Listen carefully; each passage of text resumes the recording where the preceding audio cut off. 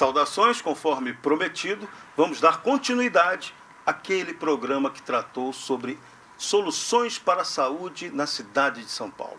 Fizemos uma primeira abordagem e agora vamos retomar com as conclusões exatas do que necessariamente precisa ser feito para melhorar a saúde dentro do nosso programa Vamos Devolver São Paulo ao Povo de São Paulo. Vamos lá. Mariana, nossa médica, Mariana Fernandes, médica da família.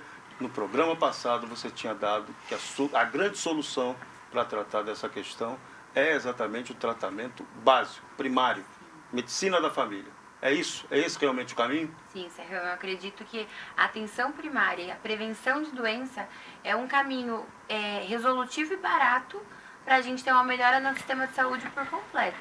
Né? Então, a gente dá um cuidado, uma atenção maior, uma estrutura melhor para a atenção primária, vai ajudar muitos outros setores secundários, a serviço especializado, e o terciário, o serviço hospitalar, a funcionarem melhor. Eu acredito que é uma parte que a gente deva dar uma atenção especial.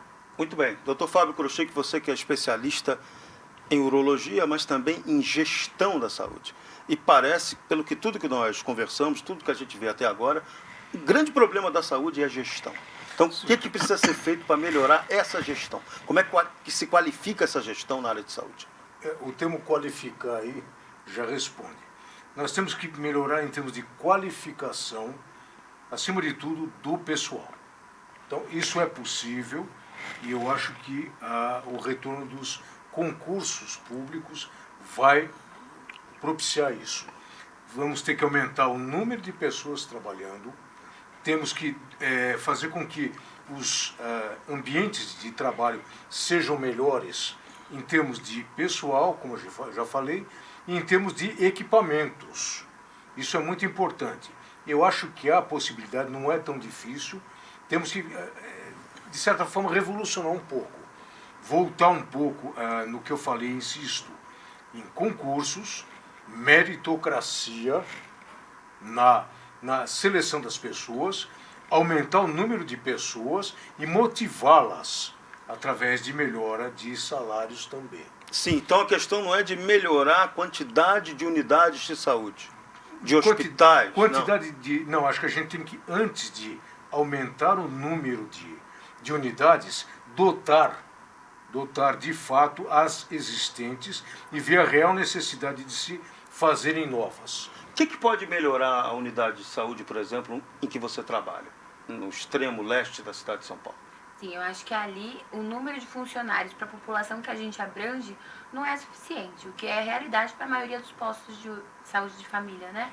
É uma população que se multiplica grandemente, a abrangência de cidades vizinhas, municípios vizinhos que acabam usando o serviço de saúde da cidade de São Paulo também, tanto cidades ou até estados, né, que acabam utilizando o serviço de saúde de São Paulo.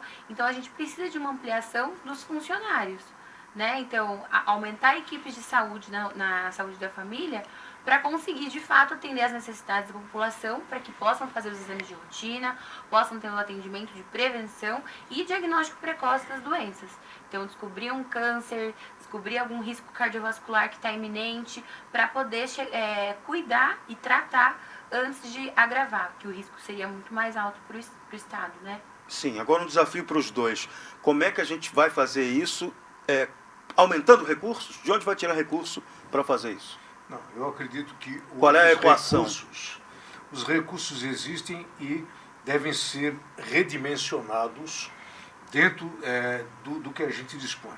A gente tem que ser realista. Vivemos uma época difícil em termos econômicos e pensar em surgimento de novas fontes ou no aumento dessas fontes é irreal. Temos que ter consciência do que nós temos em termos de dinheiro, de fonte, e otimizar isso no sentido de melhorar tanto em termos humanos como em termos de equipamento e unidades. É isso? Isso. E a partir do momento que a gente tem essa base, é aí educar a população. Então, aonde, dependendo da doença, da comorbidade que eu apresento, que serviço que eu devo procurar? Eu devo já procurar uma unidade básica, agendar minha consulta, devo já ir atrás do serviço terciário realmente, procurar um hospital por já se tratar de um caso urgente, emergente. Então, educar a população, onde eu devo procurar, para a gente não sobrecarregar um sistema que precisa de um cuidado com um paciente mais complexo. Então, se eu tenho um problema mais simples, que dá para ser tratado de uma maneira mais simples, eu não vou procurar um serviço mais complexo, para não sobrecarregá-lo. Então, a educação da população, para onde procurar, também é importante. Então, a gente, pelo que vocês estão dizendo, a gente vai precisar de um padrão informatizado mais realista, né? Que a gente não tem hoje, né? A gente vai muito no achismo, né? Se utilizarem as verbas de publicidade, direcionando para isso, para educar, como a Mariana falou, em termos da população saber o que deve ser acompanhado e onde deve ser seguido o paciente. Para evitar que, por ignorância, no bom sentido da população, não se tomem medidas preventivas e se perca a oportunidade de tratamento com um menor problema para o paciente e menor custo para o Estado. Qual é a doença hoje mais grave que a gente tem aqui na cidade de São Paulo? O que mais sobrecarrega a rede pública de saúde quando vocês vão tratar? Vocês estão ali no meio do jogo. Acho que uma coisa é sobrecarregar o sistema, outra coisa é a questão de gravidade, né? Sim. Imagino eu, o doutor acho que pode responder até um pouco melhor, a questão de gravidade seria o risco cardiovascular, os infartos, acidentes vasculares, seja infarto ou AVC. Então essa é a tendência da pesquisa geral que se apresenta para o Brasil, né? Fala a nível de gravidade... O mundo inteiro, né? E de intensidade. O mundo inteiro é isso. O mundo inteiro é isso. Veja, em termos de incidência, vamos colocar em termos de gravidade, como a Mariana falou, mas em termos de incidência, os fenômenos cardiovasculares, como chamam, eventos cardiovasculares, então quer sejam a insuficiência coronariana, os infartos, os acidentes vasculoencefálicos, os AVCs, né, os AVs, são os que têm maior incidência. Mas vamos lembrar de uma coisa importante. Nós temos um número de traumatismos, a gente está falando só de prevenção. Teria que ser um pouco mais amplo isso. Sim. Nós temos, o Brasil tem um número de acidentes de trânsito bárbaro. São Paulo demais, porque tem muita moto circulando, sim, né? Tem que se repensar isso. Eu tenho moto e digo, o que acontece hoje em termos de motoboy, de motociclista, é terrível, porque não o próprio código teria que ser repensado. Não, mas eles dependem disso. Não dependem. A expectativa de vida hoje de um motoboy é muito pequena. Não só expectativa profissional, como expectativa de vida.